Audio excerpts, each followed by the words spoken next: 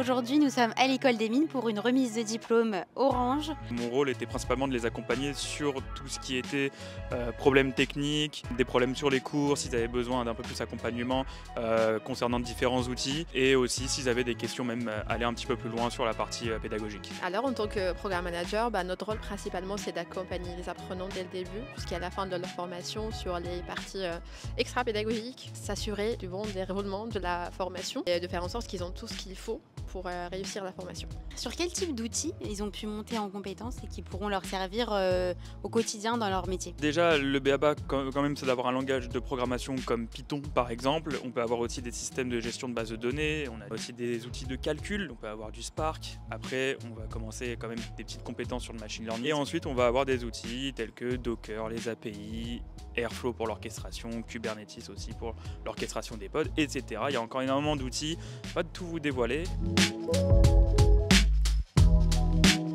Alors aujourd'hui, on est dans un moment assez particulier. Vous venez de recevoir votre diplôme data analyst. Félicitations. Est-ce que vous pouvez revenir un petit peu sur ces mois de travail acharné?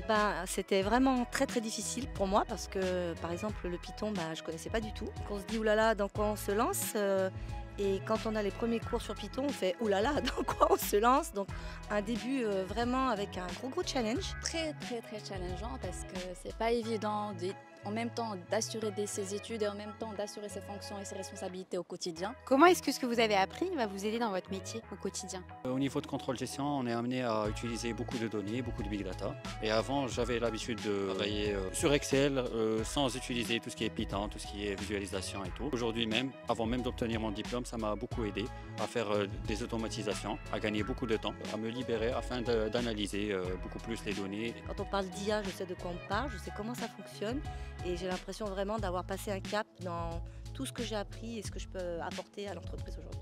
Comment l'accompagnement peut aider justement à aller jusqu'au bout et à décrocher ce diplôme? Très bonne question parce que c'est la motivation, on en a besoin, surtout quand on est face parfois à des difficultés, quand il y a un programme qui ne veut pas fonctionner, quand on essaie un peu de jouer avec les codes, d'utiliser cette fonction, ça ne sort pas, tu n'as pas le résultat. Et... Super ambiance. Chez Data Scientist, un super accompagnement à n'importe quel jour, quelle heure, voilà.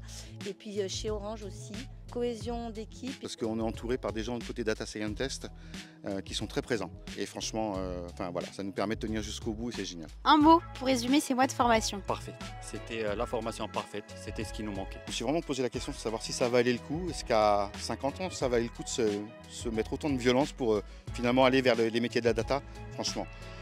Ça serait à refaire, je le referai. J'adore ce que je peux mettre en œuvre aujourd'hui et c'est vraiment un métier dans lequel j'ai vraiment l'impression d'apporter ma pierre à l'édifice. Voilà.